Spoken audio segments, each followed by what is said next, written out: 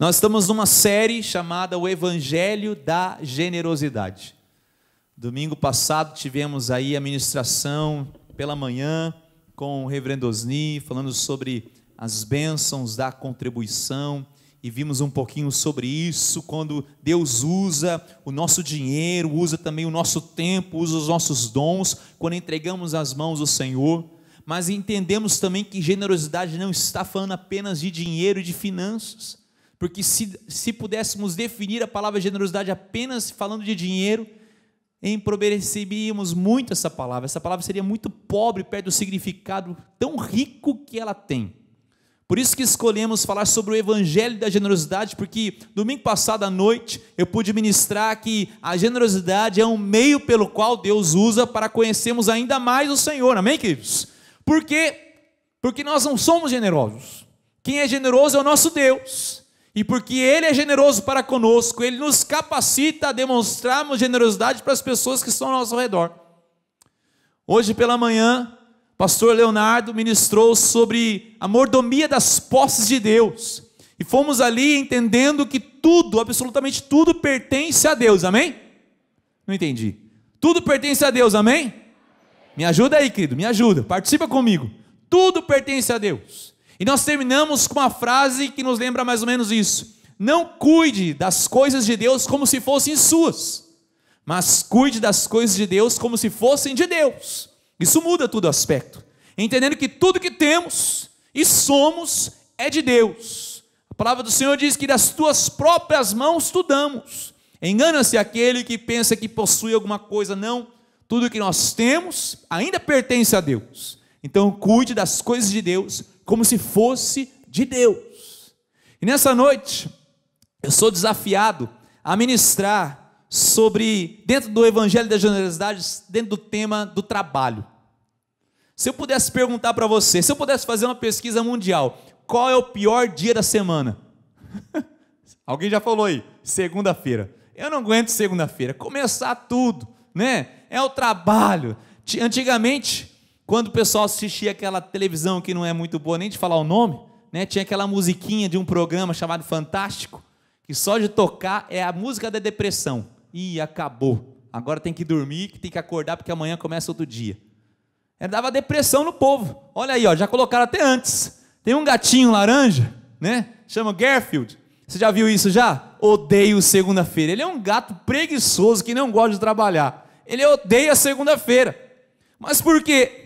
Porque ele não entende quão maravilhoso é poder trabalhar. E hoje eu quero trazer essa nova perspectiva. Por isso o título da mensagem é o trabalho sob a perspectiva de Deus. Fala comigo, o trabalho sob a perspectiva de Deus. Nós temos que resgatar a perspectiva divina do trabalho. E eu quero te ajudar, eu e você, a termos essa ressignificação do trabalho na nossa vida. Não só da palavra como definição, mas o que nós fazemos dia a dia.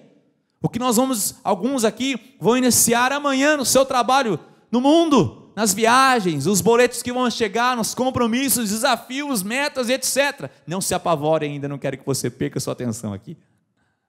O trabalho sob a nossa nova perspectiva.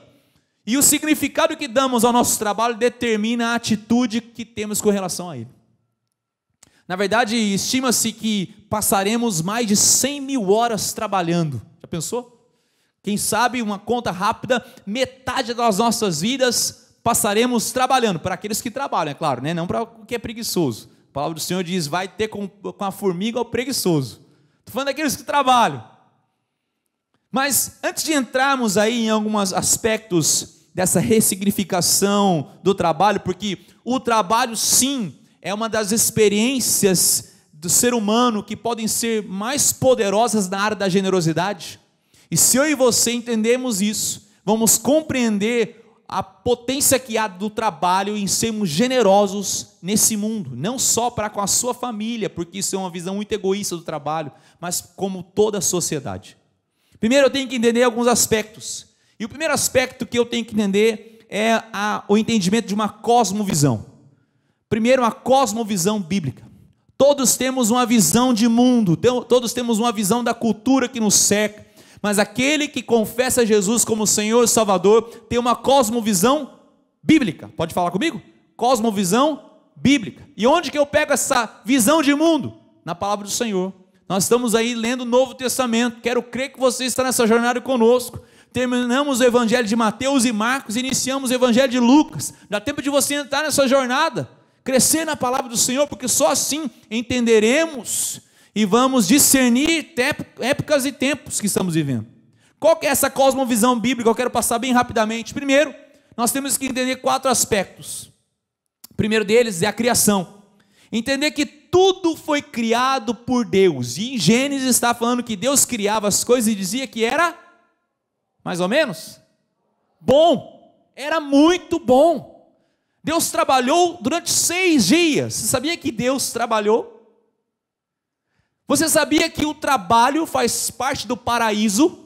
Você deve estar falando assim, puxa vida, pastor, pensei que eu ia virar anjo, ia pular de nuvem para nuvem, sem fazer nada o dia inteiro, eu queria sombra e água fresca, e o senhor está falando que trabalho está no paraíso, você está de brincadeira comigo, pastor? Que salvação, que paraíso é esse? Exato, porque nós temos uma perspectiva errada do trabalho, nós vamos entender por quê. Mas nós fomos criados à imagem e semelhança de Deus, de um Deus criativo, de um Deus que do nada fez alguma coisa, e Ele nos deu a incumbência de ser um designer também desse mundo.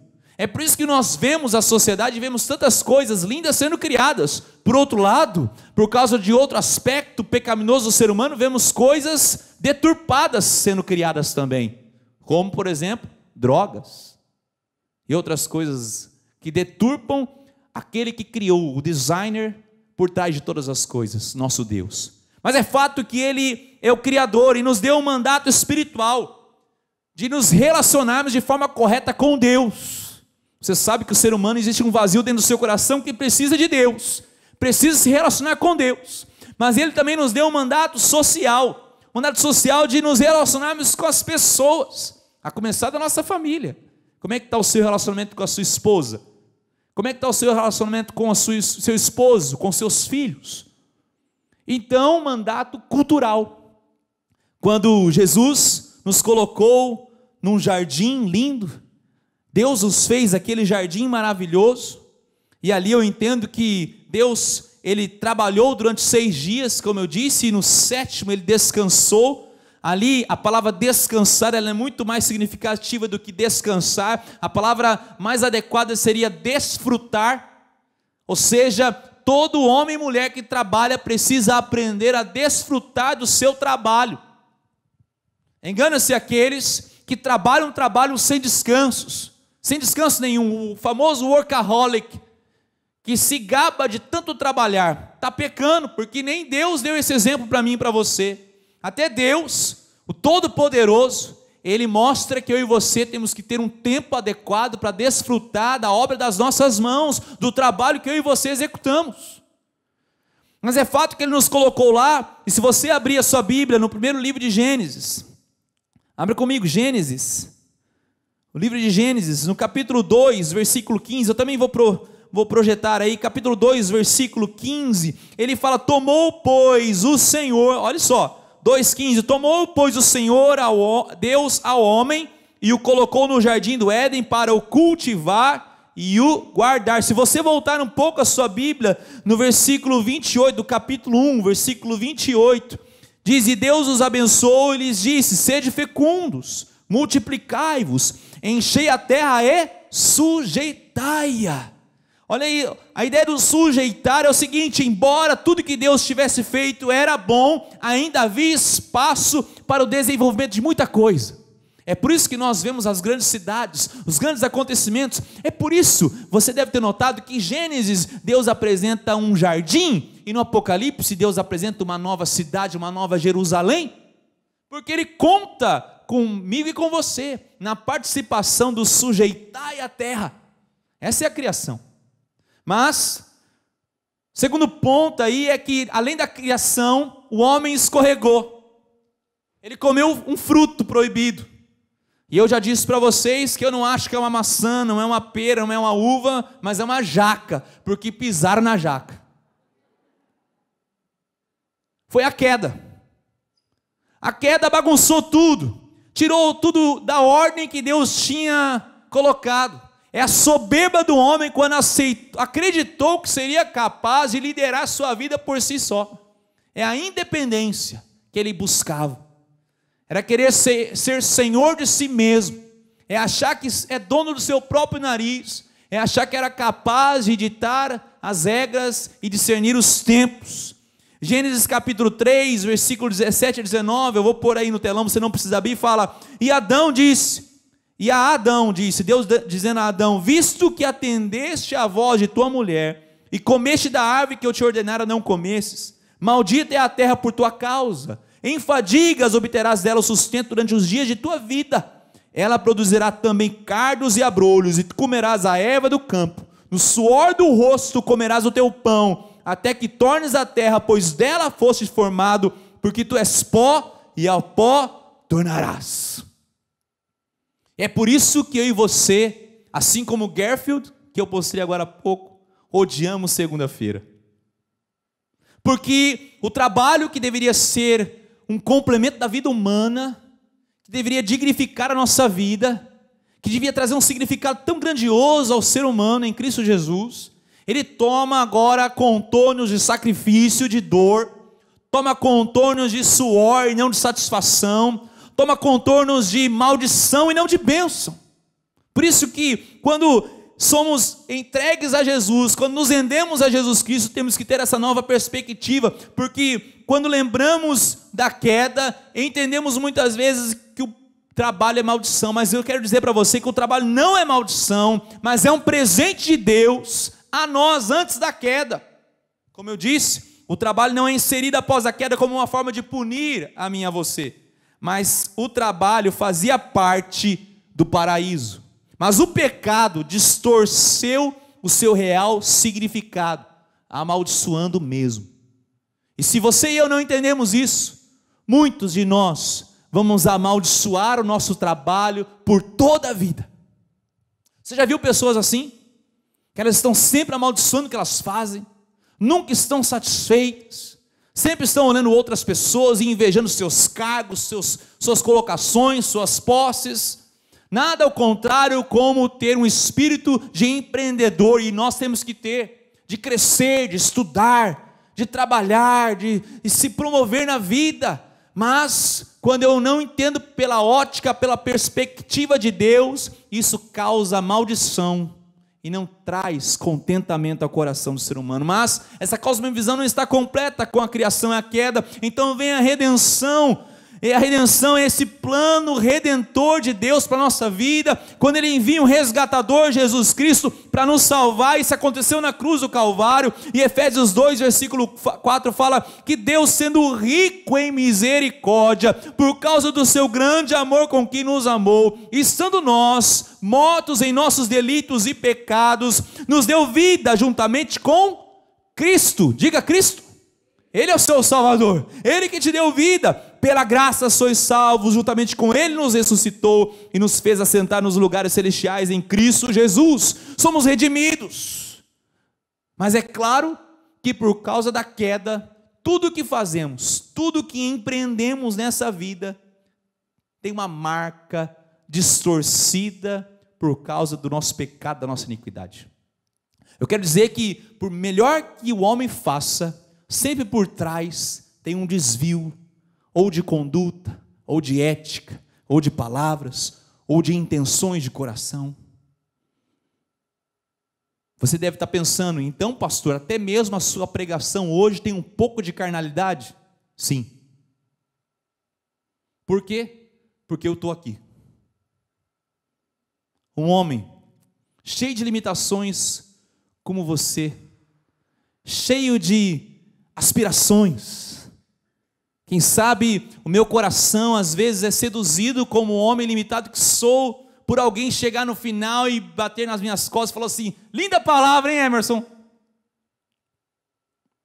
Quem sabe nós somos acometidos por isso. Por quê? Porque segundo a nossa cosmovisão, e eu vou para o quarto ponto aqui, que só acontecerá ali na consumação de todas as coisas, em que realmente, como diz Apocalipse, não haverá mais choro, nem ranger de dentes, e Deus enxugará dos nossos olhos toda lágrima, e então não vai ter mais vestígio de pecaminosidade, iniquidade na vida do homem, e tudo que fizemos será para a glória do Senhor. Você pode dizer amém por isso? Aleluia, aleluia. Você sabe que precisamos sim de uma redescoberta do trabalho, não como tarefa, mas como chamado, como vocação. Nessa noite eu quero trazer essa perspectiva para você e para mim.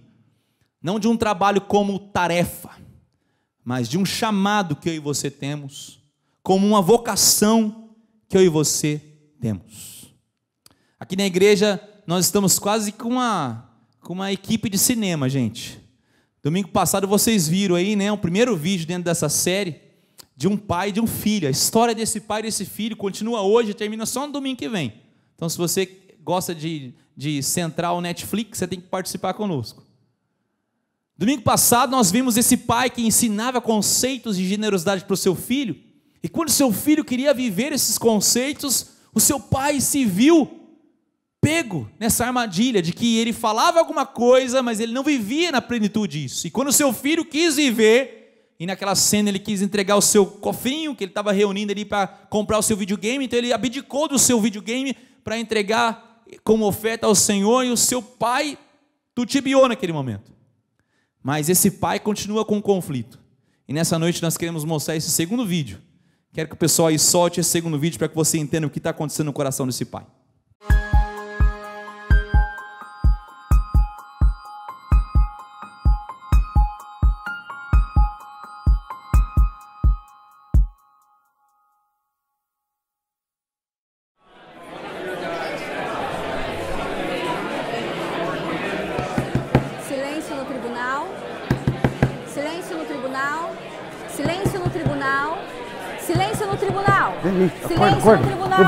Levanta. Podem sentar, por favor. O que eu estou fazendo aqui? Você esqueceu? É o dia do seu julgamento por falta de generosidade. Você é um pão duro. Presta atenção. Senhor Ananias de Oliveira da Silva, o senhor está aqui para ser julgado no processo de autos número 02 de 2020, cujas acusações são de falta de generosidade, atitudes mesquinhas e egoístas, por não saber compartilhar e doar, não praticar boas ações para com o seu semelhante. Doutor, o senhor tem testemunhas? Sim, meritíssima. Nós temos o senhor dízimos e ofertas. Que entre a testemunha. O senhor é o senhor dízimo? Sim, Excelência. O senhor conhece o acusado Ananias? Excelência, olhando direitinho assim, eu até conheci o Ananias. Mas, Excelência, para falar a verdade, tem muito tempo que a gente não se fala, viu? Na verdade, há alguns anos. Quando era muito antigamente, a gente era mais próximo. Mas agora, ó, nem no meu aniversário liga mais. Para falar a verdade, tem até alguns que ele manda mensagem de celular. Mas fora isso, nada de conversar comigo. Eu até desconfio que ele não sabe mais meu nome. Uma vez eu o flagrei me chamando de Ajudinha. Nem pelo nome ele me conhece mais. O senhor então pode dizer que ele é uma pessoa generosa? Excelência, o Ananias de antigamente talvez fosse até uma pessoa generosa, mas aquela pessoa ali não é não. Agradeço seus esclarecimentos. O senhor está dispensado.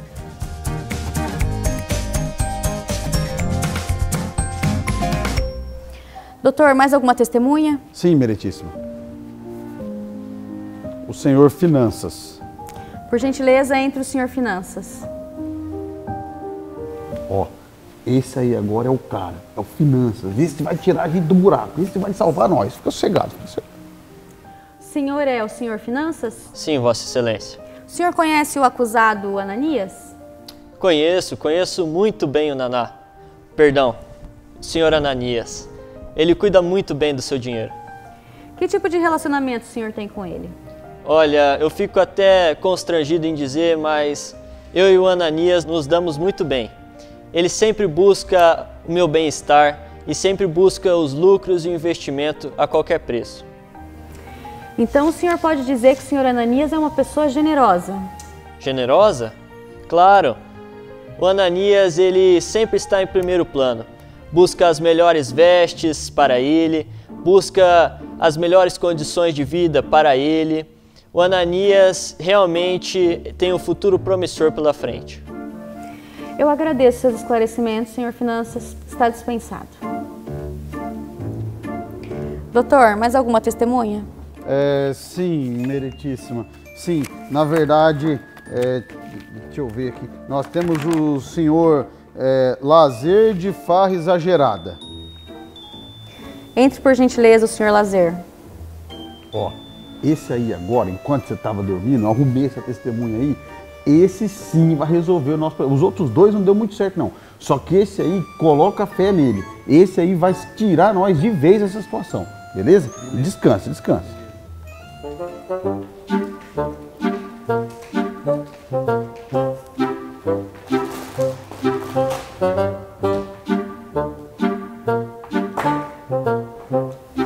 Senhor, é o senhor Lazer?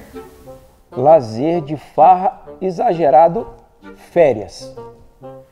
Ok, o senhor conhece o acusado Ananias? Naná Fanfarrão? Quem não conhece Naná Fanfarrão? É assim que ele é conhecido lá no bairro. Brother, hein? O cara é brother, gosta de altas festas, gasta muito com festa. Inclusive, nós temos uma live do churrasco marcada para hoje. Vai demorar aqui? Vai acabar logo? A gente tem compromisso. Eu entendo, senhor. Entendo que o senhor está de férias. Gostaria que o senhor guardasse seus pertences, por gentileza.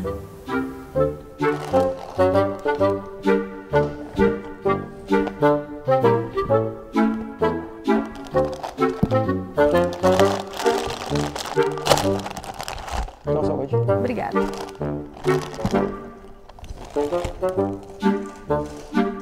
Pois não. Eu gostaria de saber se o senhor pode nos esclarecer se ele é uma pessoa generosa. Muito generosa. Gosta de pagar muitos churrascos, muitos jantares, muitas festas. Ele é muito generoso. Muito. Tá ótimo, eu agradeço seus esclarecimentos. Doutor, mais alguma testemunha?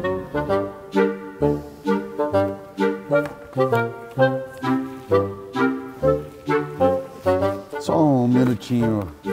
Estou aguardando. Meritíssima.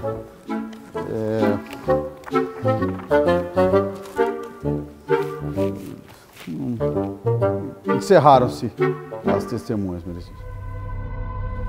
Peço que todos os presentes se coloquem em pé, pois vou proferir a sentença. Senhor Ananias Oliveira da Silva, diante de todos os depoimentos aqui colhidos, eu o declaro culpado. Culpado. Culpado. Culpado. Culpado. Culpado. Culpado. Culpado.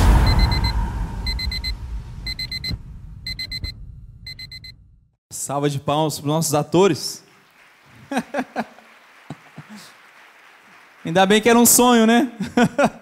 Mas aí eu quero destacar os atores que a gente tem. Se você não percebeu, né, alguns deles se destacam. O Marconi, nosso amigo aí do som. Demais, hein?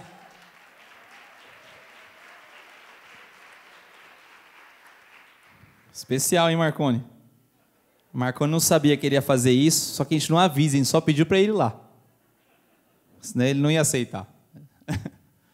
Mas, gente, você viu aí um homem sendo julgado pela sua falta de generosidade, chamou as testemunhas e nenhuma delas ajudou. Pelo contrário. Muitas vezes, no nosso trabalho, nós não temos demonstrado isso. Por isso que a gente estava falando aqui sobre essa nova perspectiva, ou seja, como o Evangelho pode moldar o nosso trabalho. Como que eu posso integrar a minha fé ao trabalho que eu executo. E isso eu quero trazer aqui em 5 rápidas aplicações. Primeira, pela perspectiva da fé, o trabalho não se torna a nossa identidade. Eu posso dizer que a fé cristã, esse entendimento da fé cristã que temos, ela nos dá o equilíbrio sem o qual seríamos totalmente destruídos. Existe um pregador que já faleceu, um pastor nascido na Inglaterra. Além de ser pastor, ele era médico, Martin Lloyd Jones. E ele podia falar isso com muita autoridade, porque também trabalhava com medicina. E ele dizia que alguns médicos contemporâneos seus valorizavam tanto a sua profissão, que ele brincava que essas pessoas, ao morrerem, ao colocarem suas lápides, colocariam o seguinte: nasceu homem, morreu médico. Tal era a importância que eles davam ao trabalho que eles executavam, ou seja, o trabalho lhes tornou a sua identidade.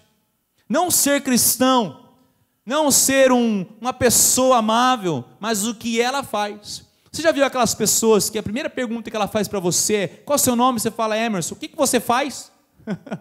Elas estão interessadas no que você faz, porque independentemente do que você faz, ela vai te tratar desse jeito ou daquele.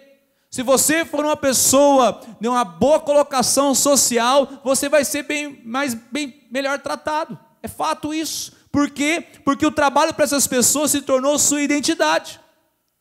E se o trabalho é nossa identidade, é o que eu disse ali, ele pode acabar conosco. Essa autoconfiança que nós temos, o trabalho vira um meio para um fim, para destaque, assim por diante. Se o trabalho é nossa identidade e eu alcanço sucesso, eu vou me tornar uma pessoa arrogante, cheia de si mesmo. Você já viu assim? Pessoas que às vezes são tão boas no que fazem, e isso é excelente, seja bom no que você faz, só que se o que você faz é sua identidade, você se torna uma pessoa arrogante. Porque, via de regra, quem se acha bom em uma ação na vida, que se deu bem naquela área da sua vida, acha que vai se dar bem em todas as áreas. Nós pastores estamos cansados de ver pessoas que têm sucesso profissional, e muitas delas, infelizmente, não todas, graças a Deus, mas muitas delas, têm fracasso dentro da casa, por exemplo. Mas elas acreditam que por ter sucesso em tal área, podem se dar bem em todas as outras áreas. E muitas vezes somos assim. Ou seja, quando o trabalho é nossa identidade, se temos sucesso, somos cheios de nós mesmos. Mas e quando temos o fracasso? Se o trabalho é nossa identidade e alcançamos o fracasso, nos encontramos no fracasso, nos tornamos pessoas amarguradas, pessoas sem esperança. Por quê? Porque o trabalho se tornou nossa identidade. Qual o antídoto para isso? Precisamos ter nossa identidade ancorada em Cristo e não no que fazemos. Você lembra quando Jesus Cristo estava ali no cenáculo? Ele era o mestre, ele era o Senhor. E ali, antes de se entregar naquela cruz, ele toma uma bacia, toma uma toalha, toma uma forma de um escravo, de um servo, se dobra aos pés daqueles seus discípulos que ele estava ali, e ele os serve, ele os lava aqueles pés. Por quê? Porque o que Jesus estava fazendo naquele momento não era a identidade de quem ele era. Jesus não colocava a sua identidade no que ele fazia, mas em quem ele era em Cristo Jesus. Por isso, eu e você não podemos usar nosso trabalho como nossa identidade. Não se apresente pelo que você faz, mas se apresente pelo que você é em Cristo Jesus. Amém, queridos? Porque se o trabalho for sua identidade, seremos totalmente destruídos. Esse é o antídoto. Entendemos que o trabalho não pode ser nossa identidade. Segundo, pela perspectiva da fé, compreendemos a dignidade do trabalho, e eu digo mais, a dignidade de todo o trabalho. A fé cristã nos dá um conceito de que dignidade, dá conceito de dignidade a todo o trabalho, mesmo mais simples. Eu comecei aqui dizendo que Deus, Ele criou tudo que nós vemos. Ele nos criou, e Ele formou um jardim. Ou seja, se eu olho para o Velho Testamento, eu vejo Deus como um jardineiro. Aos olhos de Deus, o jardineiro da cidade é tão importante quanto o prefeito da cidade. E quando olhamos para o Novo Testamento, vemos Deus encarnado, o filho de um carpinteiro. Um carpinteiro. Ele fazia mesas, cadeiras, as mãos calejadas de lixar, de lidar com a madeira. E depois, na sua ressurreição, diz que Maria Madalena confundiu Jesus com um jardineiro novamente. Parece que Deus brinca com as profissões mais simples para mostrar que nós precisamos encontrar dignidade em todas elas. Engana-se aquele grande empresário que se diz que alcançou vitória em todas as coisas, mas esquece de valorizar a pessoa que limpa a sua sala. Engana-se aquela mulher que tem sua grande casa, grande mansão, mas esquece de valorizar aquela que lhe ajuda a cozinhar todos os dias. Engana-se aquela pessoa que cria os seus filhos, mas quem sabe contrata uma babá por falta de tempo e não a valoriza essa pessoa. Pela perspectiva da fé, nós valorizamos toda e qualquer profissão, até mesmo aquelas profissões que eu e você não gostaríamos de ter, mas a valorizamos. A cultura hoje que vivemos valoriza algumas profissões, aquelas profissões que podem salvar o mundo, ou aquelas profissões que podem dar muito dinheiro. Nada contra você ganhar muito dinheiro, que você seja abençoado em nome de Jesus no que você faz, mas que isso não seja a sua identidade, e que isso não faça você denegrir as outras profissões, pelo contrário. Pela perspectiva da fé, trazemos esse conceito de dignidade a todas as profissões.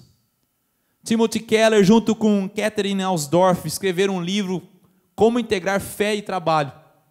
E uma frase desse livro tocou meu coração, que ele diz: nenhum trabalho é um jarro pequeno demais para conter a imensa dignidade do trabalho dado por Deus. Vou ler de novo. Nenhum trabalho é um jarro pequeno demais para conter a imensa dignidade do trabalho dado por Deus.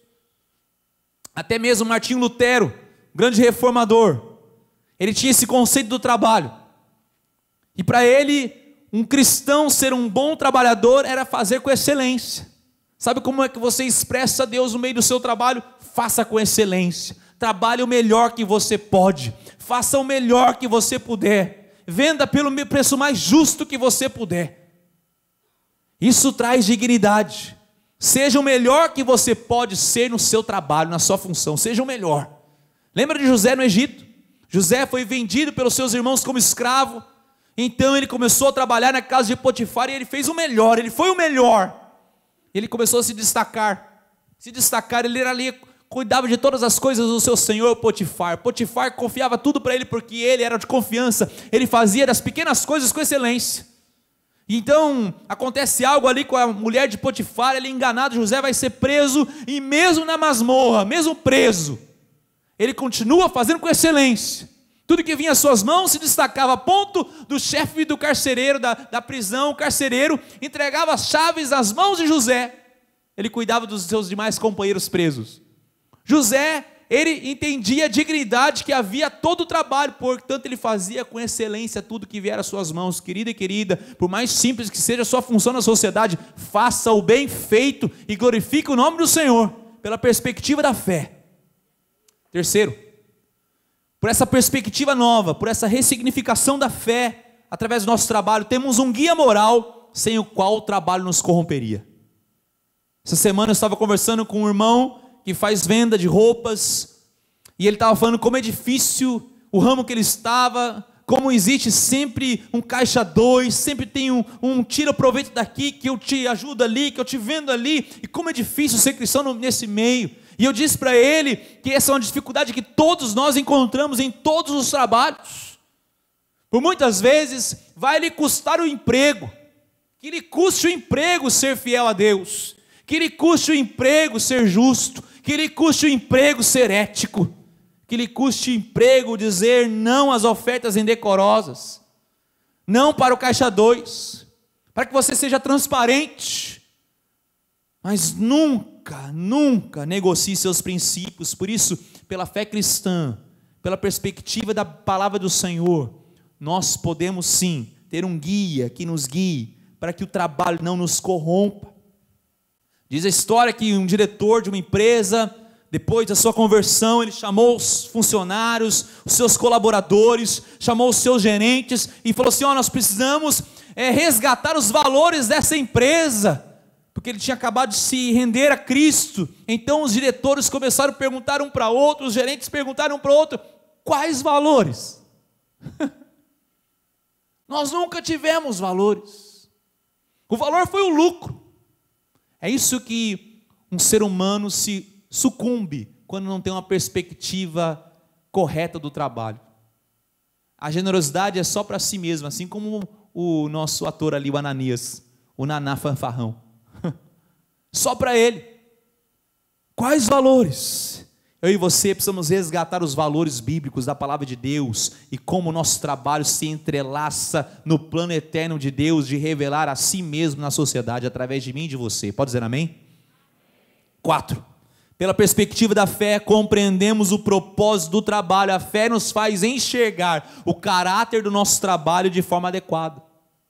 Tem um filósofo francês que escreveu um livro que foi traduzido em português por Aprenda a Viver. Ele chama Luc Ferry. E ele fala bem isso, que na sociedade moderna, na cosmovisão da sociedade moderna, o trabalho é tido só como uma autorrealização, como uma ferramenta não somente de instrução, mas também de realizações pessoais próprias, autorrealizações. Essa é uma pessoa que não entendeu o que é o trabalho. Essa é uma pessoa que entendeu o trabalho só como uma maldição, entendeu o trabalho como uma tarefa a ser feita. Segunda-feira eu tenho a tarefa X para cumprir. Quando nós entendemos o trabalho como uma vocação, como uma missão dada por Deus e para Deus, compreendemos isso como completo, entendemos o propósito que existe no nosso trabalho. Se pudéssemos pensar em alguns exemplos, pense numa professora de educação infantil. Qual que é o propósito do trabalho dela? Vai depender da sua visão de como um ser humano pode florescer na sociedade. Então você vai ver professoras e professores diferentes. Qual que é a visão que um homem ou uma mulher cristã tem da sociedade? Qual que é a visão que você, pai e mãe, tem do seu filho? Apenas fazer um bom engenheiro, um bom médico, um bom professor, apenas isso? Que pequena visão é essa? Que visão medíocre, míope. Nossa visão vai além disso. Qual que é o propósito de ensinarmos os nossos filhos? Qual o propósito? É que ele possa ser um ser humano que floresça para a glória do Senhor na vida de outros, e que a sua vida gere sombra para aqueles que precisam, gere frutos para aqueles que precisam, e porque ele está plantada junto a correntes de águas, e que no devido tempo dará o seu fruto. Esse é o grande propósito. Por isso, que é pela perspectiva da fé, eu e você compreendemos o propósito do trabalho. Você já pensou no seu trabalho? Para que você está lá? Por que você faz aquilo? Você pode pensar, mas pastor, eu faço algo tão simples, eu acabei de falar que Deus traz dignidade a todo o trabalho. Pastor, eu faço algo em casa, eu sirvo a minha casa, que dignidade linda que tem servir a sua casa, criar seus filhos. Que dignidade linda que Deus pode trazer, que propósito grandioso que Deus pode trazer na vida daquelas crianças que você educa na sua escola, das pessoas que você trabalha, dos seus empregados que estão ao seu redor. E eu quero concluir com esse quinto aspecto. Pela perspectiva da fé, o trabalho aponta para uma esperança futura. O que eu quero dizer com isso? Que a fé cristã nos dá a esperança de que nosso trabalho não é vão. Diga, o meu trabalho não é vão. Tolkien foi quem escreveu os livros chamados Senhor dos Anéis. Mais tarde viraram grandes filmes. Ele era uma pessoa muito perfeccionista. Ele era tão perfeccionista que ele levou muito tempo para escrever O Senhor dos Anéis. Diz a história que C.S. Lewis foi companheiro dele, grande cristão, apologeta, e que o incentivou a continuar e terminar aquela história. É uma história muito complexa, cheia de personagens, até mesmo a língua dos personagens ele criou, ele resgatou. Bom, Tolkien estava lá, ele estava ansioso por terminar aquela obra e ele não conseguia terminar, e ele escreveu no meio, entre iniciar e terminar O Senhor dos Anéis, ele escreveu um pequeno conto, que chama, traduzido em português, Folha de Migalha. E esse conto diz que ele teve uma visão, esse homem, esse artista, teve uma visão de uma grande árvore, linda, e não só essa árvore, mas as colinas que haviam atrás, toda uma paisagem, e ele teve esse vislumbre dessa paisagem, e ele disse, vou pintar esse quadro lindo. Era um quadro tão grande, porque a imagem dele era tão linda e imensa, que ele teve que comprar uma escada para escalar e continuar pintando todos os aspectos desse quadro. Mas esse artista, assim como o autor, o Tolkien, ele é tão perfeccionista, que ele gastou muito tempo, quase toda a sua vida, pintando apenas uma folha da árvore. Sempre porque algumas pessoas o chamavam para ajudar, ele tinha que demonstrar bondade para as pessoas, principalmente para o seu vizinho. Nessa história é interessante porque ele demonstrava bondade para as pessoas, ele largava o seu trabalho, ele voltava, ele fazia com excelência, até que ele venha a morrer. Esse artista morre, e ele vai ao céu, e quando ele chega no céu, ele se depara com essa árvore linda, com essa paisagem que ele teve visão ainda em vida, e aquela paisagem linda, ele depara aquilo lá totalmente completo, e ele vê aquela realidade lá nos céus, de algo que ele vislumbrava na terra. Moral da história: na terra ele conseguiu pintar apenas uma folha, perfeita, linda, cheia de detalhes, mas nos céus, ele teve o privilégio de contemplar toda essa obra. Sabe que muito do que nós fazemos aqui é tão pequeno, perto da grandiosidade do que Deus quer fazer por meio de nós. Por mais que eu e você olhemos para o que estamos fazendo e parece apenas uma pequena folha, mas faça ela com excelência, porque há esperança de que tudo que nós fazemos aqui não é em vão. Muitos de nós podemos dedicar uma vida inteira por uma visão na qual nunca seremos capazes de finalizar. Um trabalho inacabado. Quer ver o maior trabalho inacabado que eu e você podemos ter na vida? Inacabado no sentido de que provavelmente muitos de nós não vamos ver acabado por completo. É a vida de nossos filhos. É uma obra que você inicia e, via de regra, você morre antes de vê-los alçando voos mais altos. Mas não abandone a sua obra. A sua obra no coração do seu filho e da sua filha não é em vão. É como aquele artista que pinta apenas uma folha. Paulo escreve a Coríntios, 1 Coríntios, capítulo 15, versículo 58, ele diz: portanto, meus amados irmãos, sede firmes, inabaláveis e sempre abundantes na obra do Senhor, sabendo que no Senhor o vosso trabalho não é vão. Não é vão. Nosso trabalho como uma grande expressão de generosidade nessa terra, através da perspectiva de Deus para o trabalho. Mesmo que o seu trabalho seja tão simples, ou extremamente complexo e popular, é a fé cristã que mostra que nosso trabalho, de alguma forma, irradia a eternidade no coração daqueles que são afetados por ele. Amém? O seu trabalho, de alguma forma, vai irradiar a eternidade no coração daqueles que são afetados por ele. Que você nunca mais diga: odeio segunda-feira. Pelo contrário, que você comece a sua semana de trabalho, que você comece a sua jornada de trabalho. Não importa se legislando numa grande cidade, ou quem sabe sendo jardineiro num pequeno jardim, mas faça-o com excelência. E saiba que tudo que você faz tem dignidade aos olhos de Deus. De um Deus que se fez um jardineiro na criação, se fez um carpinteiro na redenção, mas que na consumação será um rei próximo. Quem sabe você que busca a justiça, a nossa justiça será apenas uma folha, a justiça perfeita é nos céus. Quem sabe você busca através da sua arte, através da sua música, através da sua poesia, mostrar um pouco de beleza nesse mundo, vai ser apenas uma pequena folha, querido. A beleza está preparada, completa na glória dos céus. Quem sabe você busca construir pessoas que glorifiquem a Deus. Saiba que o seu trabalho é muito importante, mas ele será incompleto. Só alcançaremos essa plenitude nas mãos do Senhor. Mas o meu e o seu trabalho não é em vão.